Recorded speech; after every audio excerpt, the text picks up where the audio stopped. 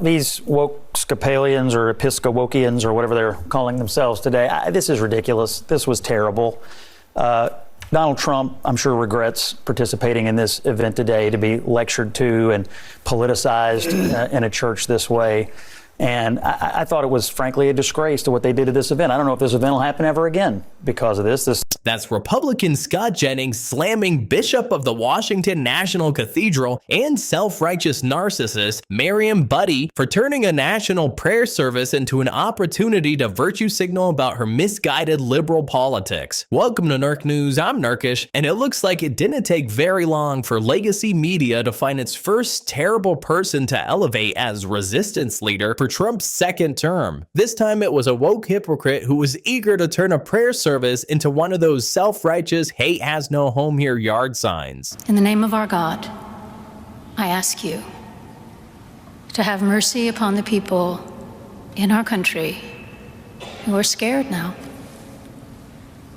There are gay, lesbian, and transgender children in Democratic, Republican, and independent families. Some who fear for their lives.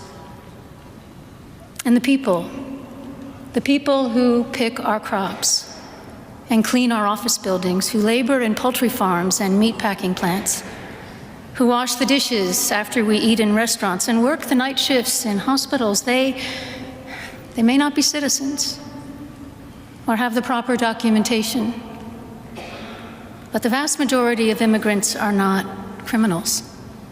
They pay taxes and are good neighbors. They are faithful members of our churches and mosques, synagogues, wadara, and temples.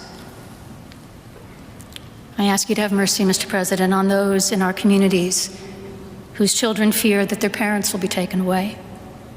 You know, you can tell how sincere this bishop is because she immediately decided to double down on her position and do press tours on CNN, ABC, and MSNBC talking about how selfless and kind she is for thinking of others and being so brave for standing up for those groups in front of the president and vice president. Unfortunately for her, no rational person seems to be buying it.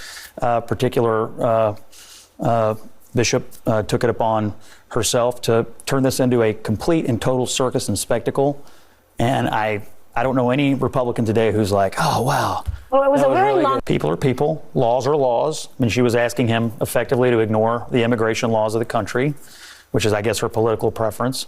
And she's also asking him to ignore his own political and personal values, and also to ignore the vast majority of Americans who have a different point of view on these issues. I agree with you. It's her right to say that. I would just say, I think she did her church, which is different today than it used to be, no favors today. And I don't think she did her political causes any favors today in the way she handled it.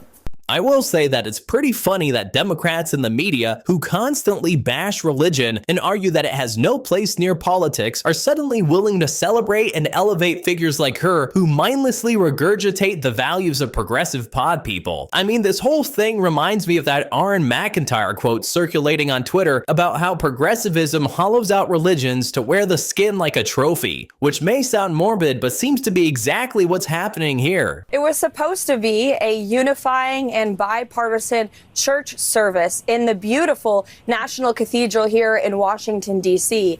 And I was there with President Trump, and everybody there was shocked and mortified by the disturbing comments from this bishop who chose to weaponize the pulpit. She had an opportunity to pray over the president and the vice president and their families who are sitting in the first pews.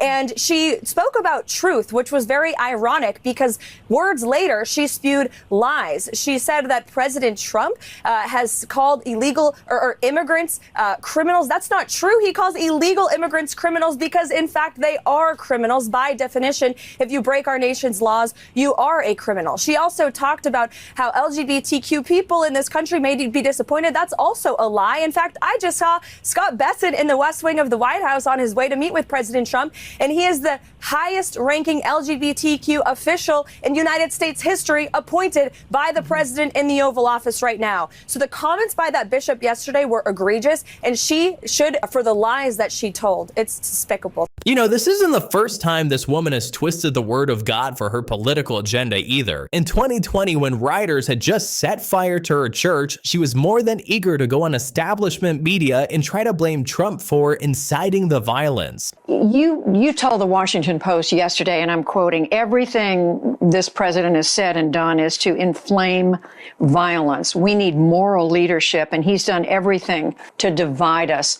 Is there any way to begin to heal this breach that you're describing? The police officials and officers who are moving into the crowds to speak to them, the people who are acknowledging pain and seeking to make fundamental change for the good of the nation, and in particular for the safety and dignity of Black and brown people in this country. So yes, there are any number of steps that any one of us can make, including the president, to heal the breach.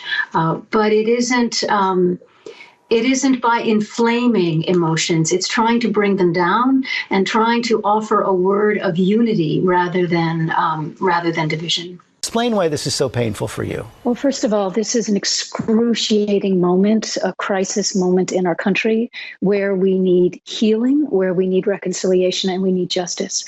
And the president, after speaking the remarks that you summarized and clearing with tear gas and riot-geared police the park and the courtyard of our church, stood in front of St. John's and held up a Bible as if it were spiritual validation and justification for a message that is antithetical to the teachings of Jesus and to the God of justice. And so I felt in no uncertain terms that I had to disassociate us from that symbolic gesture. This is just one more example of the left wanting the appearance of a thing without actually wanting the thing itself. They like the appearance of the church and the good qualities of Christianity, but not the humility or sacrifice it requires, because a lot of them are completely incapable of humbling themselves before anything greater than them. Their entire belief system is predicated on subjective moral standards and spitting in the face of reality. This female bishop obviously wasn't interested in seriously helping anything. She's just another Fauci who wanted to be famous and celebrated by the left. And Bishop,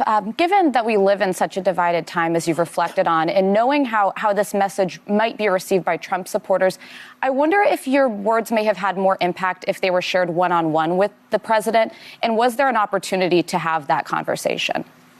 I've never been invited into a one-on-one conversation with President Trump. And I would welcome that opportunity. I have no idea how that would go. I can assure him and everyone listening that I would be as respectful as I would with any person, and certainly of his office, for which I have a great deal of respect. But the invitation would have to come from him.